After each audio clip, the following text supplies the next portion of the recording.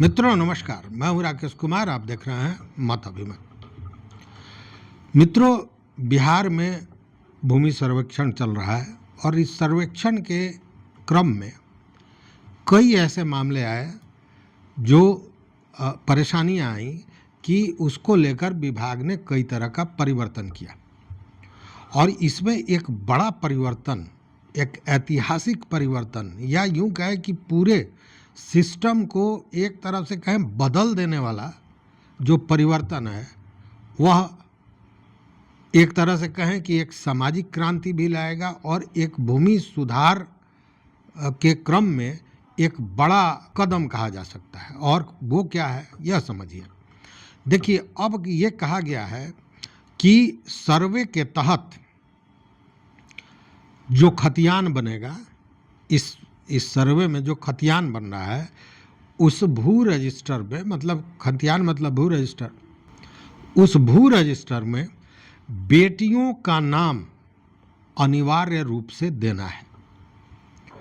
अब यहाँ एक झोल है, लेकिन उस झोल को बताने के पहले पूरी ये बात समझ लीजिए। एकदम स्पष्ट कहा गया है कि नया जो भू अभिलेख बनेगा सर्वे के बाद, या जहाँ सर्वे हुआ है वहाँ बन रहा है, वहाँ उस खतियान में, मतलब भू अभिलेख में, हर हाल में परिवार की बेटियों का नाम भी उसी तरह दर्ज होगा जिस तरह बेटों का नाम, मतलब मर्द पुरुष हिस्सेदारों का नाम होता है, उसी तरह स्त्री हिस्सेदारों का नाम भी दर्ज होगा। यह स्पष्ट आदेश निकल गया है। देखिए, हिंदू उत्तराधिकार अधिनियम 2005 के प्रावधानों के अनुसार यह नियम बिहार सरकार ने बनाया है और यह फैसला लिया है। यह नियम 20 दिसंबर 2004 के बाद हुए बंटवारे पर लागू होगा। यहाँ एक टाइम फिक्स किया गया है कि मतलब 20 दिसंबर 2004 यह वही डेट है जिस दिन ये आदेश सुप्रीम कोर्ट से भी आया था, और उसी डेट से यह रखा गया है कि उसके बाद जो बंटवारे हुए हैं उसमें यह लागू होगा, और उसके पहले जो हुआ है उस पर लागू नहीं होगा, चूँकि फैसला बाद में है, उत्तराधिकार नियम बाद में आया है। अब ये जो मामला है, इसको लेकर बाज़ाब्ता बिहार सरकार ने अपने सारे अधिकारियों को एकदम स्पष्ट निर्देश दे दिया है कि किसी भी स्थिति में जो बेटियां हैं उनका नाम छूटना नहीं चाहिए, उनका नाम भू अभिलेख में निश्चित रूप से दर्ज होना चाहिए, और वह पैतृक संपत्ति से कहीं भी वंचित ना हो, उसका ख्याल रखना है और पूरे संजीदगी से इस पर नज़र रखनी है। अब ये जो मामला आया है, जो फैसला आया है सरकार का, इसके बाद जो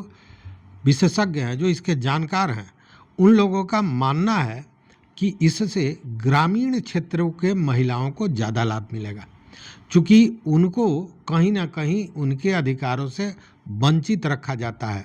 जबकि इस सच्चाई तो यही है कि परंपरागत यह आया है, आज से नहीं, ज़माने से चल रहा है कि बेटियों को पैतृक संपत्ति में हिस्सा नहीं दिया जाता है, और उसका कारण ये माना जाता है कि उसकी शादी, उसके भरण पोषण पर वो जो उसका हिस्सा है वो खर्च कर दिया गया, इसलिए हिस्सेदार ने, यह परंपरा से चली आ रही है। लेकिन अब जो ये हिंदू उत्तराधिकार अधिनियम 2005 है, इसके तहत उनको भी बराबर की हिस्सेदारी देनी है पैतृक संपत्ति में।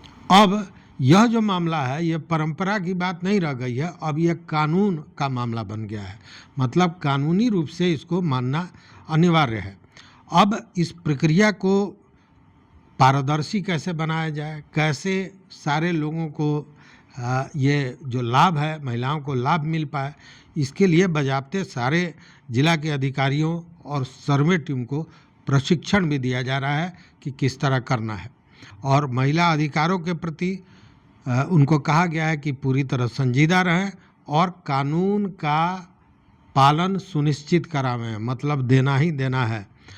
यह बदलाव जो है, ये केवल कानूनी रूप से नहीं, या सर्वे या भूमि को लेकर नहीं, एक सामाजिक पूरे परिदृश्य को भी बदलने वाला है, क्योंकि अब तक जो चीज़ नहीं हुआ था वो अब होने जा रहा है। आज तक खतियान में घर की महिलाओं का नाम आपने नहीं देखा होगा। हाँ, किन महिलाओं का नाम होता था, तो मान लीजिए 4 पट्टीदार हैं, उसमें से कोई एक व्यक्ति का देहांत हो गया, तब उनकी पत्नी का नाम उसमें आता था। इसलिए आता था कि उसके बाद उसकी उसकी मलकियत उस महिला के हाथ में जाता था। इसलिए आप कई जगह खतियान में देखेंगे मुस्मात फलाना देवी, मुस्मात फलाना देवी, ये होता है। लेकिन चूंकि वो बेटी है या बुआ है, इस आधार पर खतियान में नाम नहीं देखने को मिलता था। तो यह एक ऐतिहासिक बदलाव होगा और सामाजिक बदलाव भी होगा, लेकिन इसमें लोचा है। जो मैं लोचा कहा हूँ सो है, मतलब समझिए ना कि पूरी तरह सर्वे की प्रक्रिया को दोबारा करना है। अभी तक जो मेरी जानकारी में है, जितने लोगों ने अपना स्वघोषणा पत्र दिया है, उसमें अगर एक हिसाब निकालें तो 90% लोग ऐसे होंगे जिन्होंने अपने घर की महिलाओं का नाम नहीं दिया है, या वंशावली में भी नाम नहीं दिया है। क्योंकि वंशावली भी ज़रूरी था, अगर पैतृक संपत्ति का मामला है तो वंशावली भी देना था, या वंश वृक्ष देना था जो प्रपत्र 2 और 3 के साथ था। अब जब वो नहीं दिया गया है तो फिर खतियान में नाम कैसे आएगा, ये बड़ा प्रश्न है। तो खतियान में नाम तब तो एक ही स्थिति में आ सकता है कि सर्वे टीम जब गांव पर जाए, जब जमीन पर जाए, तब वहाँ उसकी जानकारी ले। और ये जानकारी देगा कौन?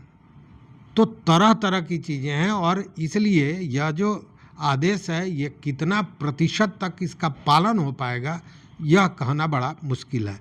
या यूँ कहें कि पूरी सर्वे प्रक्रिया जो है उसको एक तरह से देखिए, स्वघोषणा पत्र में सारे लोगों ने अपना दिया, कुछ लोगों ने अपने कागज दिए जो साक्ष्य के रूप में है, बहुत से लोगों ने के पास कागज नहीं है, तो इसी तरह उन्होंने दे दिया। चूँकि स्वघोषणा पत्र आज भी जारी है, मंत्री महोदय ने भी कहा, फिर अपील किया कि जो स्वघोषणा पत्र नहीं दिए हैं वो दे दें, मतलब वो चल रहा है। तो वैसे में यह बहुत बड़ा प्रश्न है कि बार बार ये कहा जा रहा है कि कानून का पालन किया जाए, महिलाओं के हितों की सुरक्षा की जाए, सर्वे टीम को भी कहा जा रहा है, जिला के अधिकारियों को भी कहा जा रहा है, लेकिन होगा कैसे? चूँकि स्वघोषणा पत्र में और उसके साथ जो अन्य दस्तावेज वंशावली देना था, उसमें 90% लोग ऐसे हैं जिन्होंने अपने घर के बेटी या बहन का नाम नहीं दिया है।